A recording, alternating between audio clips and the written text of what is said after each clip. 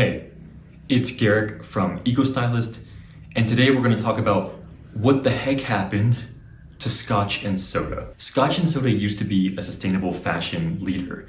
They were ethical, sustainable, inspiring. They shared their entire supply chain on their website, and for all these reasons, in 2023, they were an Eco-Stylist certified brand, and they achieved our silver rating, which is our second tier among our certified brands. Now, in 2025, after reevaluating the brand, they fail abysmally with negative 20 points out of 100 on our criteria, which I'm sure has you wondering, what happened to Scotch and Soda?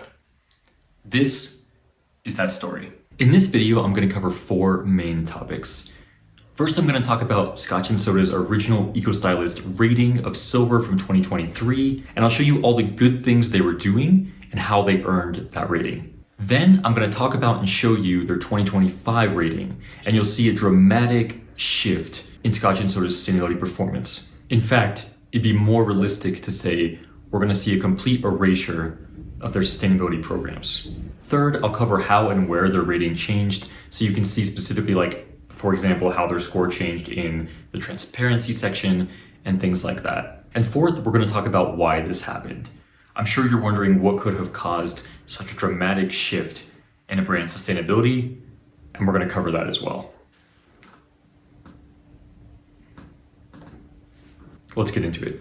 So let's start with how sustainable was Scotch and Soda.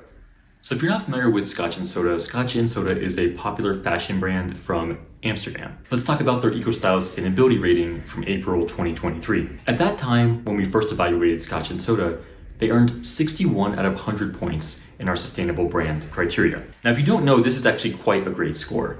The average fashion brand by far that we research fails our sustainable brand criteria, and of those that pass, the majority fall into our first tier, which is certified. The silver and the gold tier are for brands that score higher and are going above and beyond in ethics and sustainability. So let's talk about how they earned their silver rating originally and how they earned 61 points.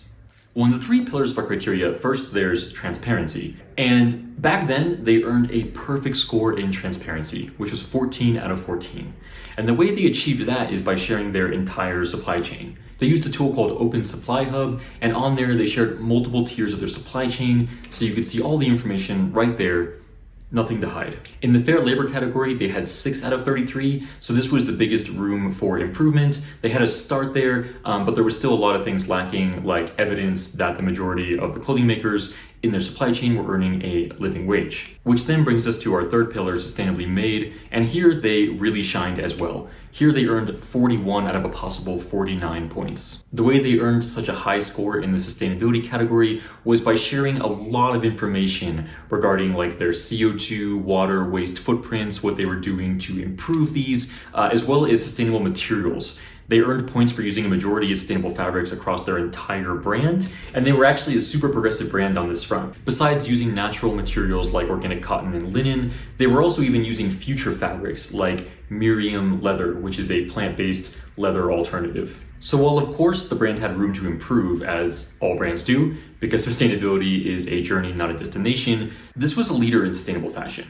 Like I mentioned, not only did they pass our sustainable brand criteria, but they were actually in our second tier and they were rated silver. You can also just see from their sustainability pages in 2023, which I'm showing you, that they had a lot of goals. They shared a lot of information regarding ethics, transparency, and sustainability right on their website. If you're wondering how I'm showing you this information from 2023, I'm using a website called Wayback Machine. This is a nonprofit, and they do internet archives like this, which allow you to go back in time and see a past version of a website. Obviously, this is super helpful right now because in cases like this, it allows me to show you the difference between Scotch and Soda's website now in 2025 versus how it was in 2023 and all the additional information that used to exist. So now that you know a little bit about what they were doing in 2023 and how they earned our original silver rating, let's talk about where they are in 2025 and how much their score changed. So how did we rate Scotch and Soda when we reevaluated them in 2025? Well, with a very dramatic turn of events, they now scored negative 20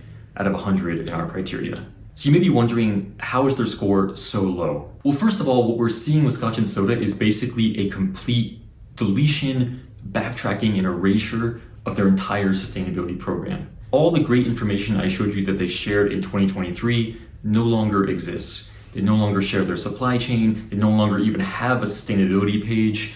They no longer share any of that. Basically, all of this information and all of these pages are gone. In addition to this, if you look at their products, which like I mentioned, used to all be made from a majority of sustainable fabrics, you'll see that that's no longer the case. You'll see their new pieces, a lot of them are made of things like just straight up virgin polyester, or some of them will be like made of like regular cotton. And you might be wondering, what happened to the sustainable fabrics? If you look really hard, you might still be able to find a few pieces on the website that are made from sustainable fabrics, such as organic cotton. What appears to be apparent is that all of their new products have completely abandoned sustainable fibers. They no longer list which fabrics they use. They no longer have goals for using sustainable fabrics. And one thing that's clear is that a majority of their collection today is not made from sustainable fibers. So because they literally share no information now, it's pretty easy to explain their score in the 3 categories.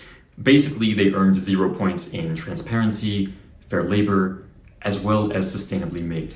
And they earned 0 points because all of their programs, all of their initiatives, all of their information, as well as it appears all the work they were doing is gone. Now the negative points that we attribute to Scotch and Soda, which took their score from 0 to -20, this came from our 3 principles.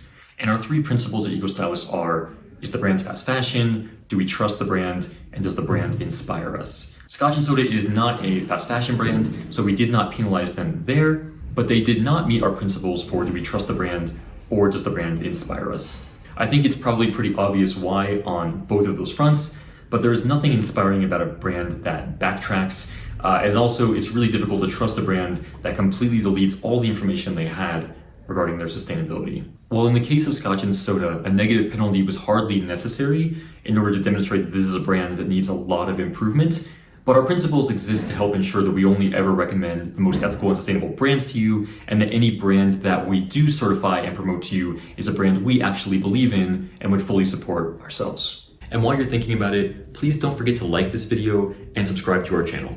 Your support means a lot, and it really helps us grow.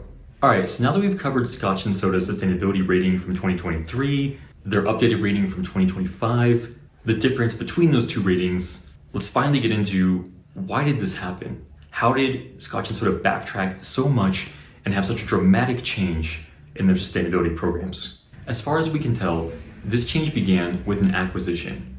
After our rating of the brand in 2023, later that year the brand was acquired by a company called Blue Star Alliance. The brand was facing financial difficulty, and this was part of the reason why they got acquired in the first place. So who is Blue Star Alliance? Blue Star Alliance is a brand management company that owns popular brands like Hurley and Brookstone. Now, while acquisitions aren't necessarily bad for a brand or for a brand's sustainability, in this case, we can see that it was very bad for Scotch and Soda's sustainability and ethics programs. After Blue Star Alliance took over Scotch and Soda, what we started to see was a quiet erasure of all of their ethics, sustainability, and transparency programs that they used to have.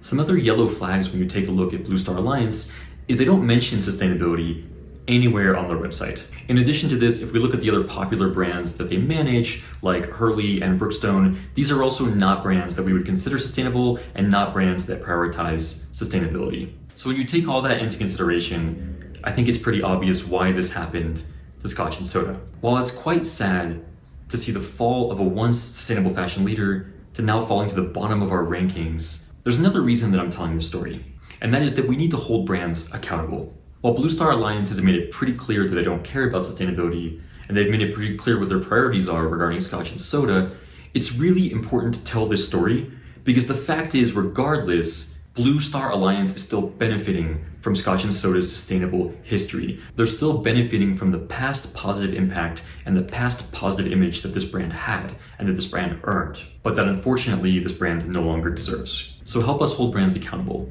If you know someone who likes Scotch and Soda, please forward this video to them so they can see how the brand has changed. And if there's more brands you'd like us to look into or to hold accountable, please share those in the comments, and it just might be our next video. Now, this story of what happened to Scotch and Soda is exactly why at Eco-Stylist we update our ratings. This is why we regularly update the ratings of our certified brands and continue to reevaluate brands over time. Because at the end of the day, if a brand earns your trust, it should work to keep it. And if they stop doing the work, we'll let you know. Now in this video, we talked a lot about our sustainable brand criteria and how we rate brands. If you're interested in learning more about that, you can check out this other video, which I'll have linked here, where I explain the entire criteria and go in depth for exactly how we evaluate brands. Now it's not all doom and gloom. While Scotch Soda is now a brand that we would avoid, it's not a sustainable brand, it's not a brand that we would recommend to you, there are lots of great sustainable alternatives to Scotch Soda. In fact, we mentioned 3 specific ones in our article about Scotch Soda, which I'll have linked in the bio if you want to check that out. In addition to this, in our sustainable brand guide, we have over 100 certified ethical and sustainable brands that meet our criteria, so you can also check those out for more great brands that are worth supporting. Now you may be wondering, what am I wearing in this video? Well, here I've got a linen blazer from Taylor Stitch, and we actually have another video where I talked about this piece. So I'll have that video linked here for you if you want to check it out. I'm also wearing this black t-shirt from Eco-Stylist certified brand Ask It, a really great, really transparent brand. I've had this t-shirt for more than 5 years, and I wear it on pretty much a weekly basis. What did you guys think of this video? Would you like us to create more videos like this? To be honest, we've done lots of videos on brands to avoid and brands that are greenwashing, but this is the first time we've done a teardown of a brand that we formally certified.